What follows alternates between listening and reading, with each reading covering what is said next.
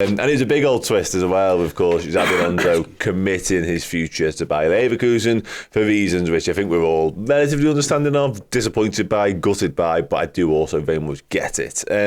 That's kind of left us in a situation with Ruben Amorim very much at the forefront and pretty much instantly installed as the favourite. Fabrizio Romano has been speaking about this, of course. He's mentioned the links to De Zerbi. He's keeps repeating himself on that. He says he's told that Ruben Amorim is the favourite option for now. What do you make of it all? Yeah, I mean, first of all, I was surprised by Alonso committing his future. I thought that was the least likely of all the possibilities that were swirling, but good on him in a way. You know, that's one of the positives around Alonso's rise, or one of the things that was stated was like, well, he's a very methodical, thoughtful, he's not rash, he considers his decisions. So you have to respect that he's considered this one, and they've won the league now pretty much, haven't they? That was another big weekend for them with. Well, Tuchel gave it up, didn't he? With the three, yeah. I mean, it looks like Bayern gave it up a while ago, to be honest. But I mean, they got another late win, incredible Leverkusen on Friday, and then Dortmund doing that on Saturday, wasn't it? Great for Leverkusen, and you know, I like that. I like that kind of story, to be honest, regardless of who's involved in it. I like, no one wants to see Bayern Munich win the league, 20 years in a row, did he? So that's good for football, I would suggest, if not for Bayern Munich. So yeah, here we are, and I mean, it's really difficult because Klopp's such a one-off. So all your sort of analysis around what Liverpool need or what a new manager has to be, it's all coloured by the fact that, well, something special was there beforehand. So you shouldn't really compare and say, well, he has to be as great in press conferences as Jurgen is. He has to have this style of pressing that's the same as Jurgen. He has to be able to connect with his players in this. You want all of those kind of, you want all of those things ideally, but you have to accept that probably there's going to be some give and take elsewhere. Amorim's got a lot of boxes ticked and a few that he hasn't he? So he's won stuff. That's good. He's won leagues and cups. He's potentially going to win another league. They've got a huge couple of weeks coming up, haven't they, in terms of that? They've got a game in hand at the top, but they've got Benfica, I think, to play, and Porto, I think. They played Benfica twice. They got them in the cup tonight, in the cup, yeah, and right. In the league. There you weekend, go, yeah. But they've got Porto as well to play before the end of the season. So there's going to be, we're talking about Liverpool in a title race. They're right in the thick of one themselves. He's won stuff. He's perfect English, so his adaptation period as a manager is not going to be the same as, say, I don't know, but even De Zerbi to a degree, who's still, I would say, still learning that side of it. But others, if you were coming from elsewhere, he's managed in Europe. Okay, they didn't get as far as they maybe thought they should. Atalanta obviously knocked them out, but he's managed in Europe, so he's dealt with that challenge. I think his record is patchy, but okay, he's got experience of managing in Europe.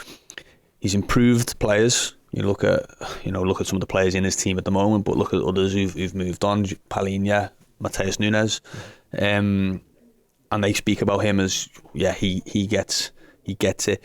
His teams play good football and have in particular seems to have a good defensive element to them, whilst not losing too much from the attacking sense. So that's positive. He's worked at a club where you are expected to win, so there is focus and expectation. The obvious downsides of that would be Portuguese league as a manager coming across to managing in the Premier League against Pep Guardiola, against Arsenal, against Manchester United, against Chelsea, where you might not challenge for the title, but you might fall out to the top four if you have an indifferent season. That's how competitive it is. That would be the question mark around him. Can he make that transition? But he's young enough. He's got a decent CV already. He looks like someone who can go and manage one of the big clubs in Europe. It might not be the perfect time or the perfect situation, but he might just be the one that you go, well, let's find out. Yeah, that's the problem with all this, though, isn't it? As you mentioned there, that it's not the perfect time, nor the situation, because no one wanted Jurgen Klopp to be first and foremost as well. Yeah. But you're right, there isn't a standout candidate. It might well have been Xabi Alonso. Klopp was available. Exactly. There's no standout candidate. Doesn't exist, does it? And that was, you think back really to when Brendan Rodgers left. The reason that happened really is because Jurgen Klopp was available, wasn't it? And it was the perfect option. Yeah. You don't often get that, do you? You don't often get the sort of well, that's just everything fits into place with that one. You're going to have to take a risk somewhere, and we're probably going to have to accept that there's going to be some teething problems. There's going to be some games where maybe early on you're going, I don't really know what he's trying to do here, or I'm not sure about that signing, or are we playing 3 at the back now? Or you might have to swallow it's going to be different, and people don't like change sometimes, do they? But nothing's going to be perfect. There's no manager out there that I can see, and I include Alonso in that, even though I thought he was the best of the options. There was no manager out there that you go, well, that's the one then, isn't it? Some people might say Pep Linders, but that would have been fraught with all kinds of problems as well, where you're going, well, is he? The first sign of trouble would be, well, he's not a number one. He was always a number two. He only ever managed one side in the Dutch second division. Why we give some? There would always be that question mark. So I think the idea is sort of, I don't know, who's got the least question marks around them, I suppose, would be the way to do it. I mean, I mentioned the big one there for Amorim, but he's got a lot of ticks in the box as well. I mean, there was a couple of managers I thought, I'm surprised that we haven't heard more about them. I thought Simone Inzaghi might be one that you could have saw and thought, well, look what he's done at Inter Milan, and could he be one? But there would be question marks around him even. So I'm interested to see if it is going to be Ruben Amorim. I think there's enough to suggest that give him a bit of time, and he could be a very, very good manager, because he's already done very good things. Maybe a lot of people will be watching Sporting Lisbon over the next few weeks just to get a handle on what he does. Obviously, seems to have a very specific style or system that he uses and style of play, but he's definitely doing a good job there, and that usually leads to a better job. Yeah, it does, and I think we can all, as you say, shift our focus from Bayer Leverkusen's fixtures and results to Sporting for the next few weeks. I think at least we can stop worrying. At least we can stop sort of saying, would we like Leverkusen in the final? Let's not. Let's not have that. I agree with that, absolutely. Yeah. And I do wonder, you mentioned a moment ago about sort of the translation from Primera Liga to the Premier League, and it is difficult. The scrutiny and the levels and the competitiveness at the top of it are different, of course they are, but it is still a very competitive league, and we just spoken about how Liverpool have tapped into players, the Portuguese market, and how it has been a good sort of breeding ground, the proving ground for Premier League in the past. So I guess it's similar. That's it, yeah. But of course, then the demands are different, aren't they? So if you're the manager of Benfica, Porto, Sporting Lisbon, and we should probably say this: Sporting are the third of that cartel. It certainly have been in the last 20, 30 years. It's been Porto, Benfica who've been the ones who are in the latter stages of the Champions League more regularly, who are winning the leagues obviously more regularly. But if you're a manager of them, you've got that pressure and expectation. You've got to win, you've got to develop. But you also know that 2 or 3 of your best players are probably going to leave every summer, so you're going to get continually refreshing your team. So it is a little bit of a different challenge. You may be going to be tapping into your academy a little bit more, and you're not having to deal with as many established superstars. You're getting the ones on the way up who've got that. You're not dealing with the ones who are on £250,000 a week and who are sort of, I've got 8 years experience at your club of winning everything. But the scrutiny's still huge.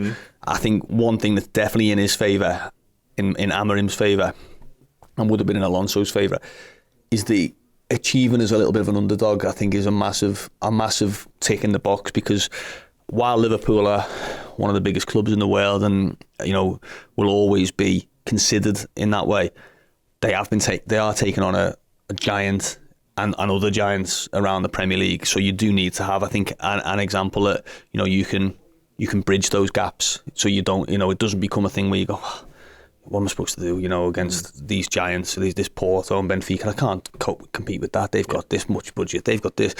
The fact that he's been able to do that and defy history a little bit, or recent history, it's definitely a big positive for him. Yeah, 100%. I think, like you say, upsetting the natural order thing, because he's done a little bit in Portugal, definitely falls into the wheelhouse of what he might have to do at Liverpool, given what we're going up against. Just in terms of him, to round off then, I mean, I put it there on the agenda, achieved all he can, question mark, and there's obviously still things to come this season. He certainly hopes in the Cup and the League, of course, but do you think it's good for him? Do you think he'll be okay with this move? And also, there's obviously the discussions about a release clause as well. Yeah, I think so. I mean, obviously, Alonso, I thought the same about Alonso, to be honest, but I think it's a more obvious time to move. He's been there longer for the start. He's obviously, if he was to win the league this season, it would be his second title. I think he won one in COVID season, wasn't it? And then obviously he'd have one in a real season. So there's something in that, by the way. So, yeah, absolutely. Straight away, I thought that. Yeah. So you've got that. You know, I don't see Sporting as being a team that's think, well, actually, we could have a real go at the Champions League. You know, you're probably going to lose his star players, whereas it looks like one of the reasons Alonso has chosen to stay at Leverkusen is he doesn't think that's going to happen with Leverkusen. They're not going to lose Florian Wirtz and Boniface and all the others. I think there's more of an acceptance at Sporting that, you are going to lose your Gonzalo Inacios or Diamandes or Gyökeres, whoever. But I probably would feel a little bit more likely that he would be, I'm ready to go now, and probably that he would go with even more blessing as well. Especially if he was to finish with another league title. That would be a hell of a way to end. Just like Jurgen. Yeah, absolutely. Hopefully, I think he will be more inclined to make that move, as you say, as well. Hey, thank you so much for checking out the content today. If you want to get your name in and amongst these wonderful people, then head to redmenplus.com. Join as a Legend tier subscriber. You're going to get free merchandise codes. You're going to get in our Discord, and you're going to get your name at the end of YouTube videos. Yes, redmenplus.com, Legend tier status.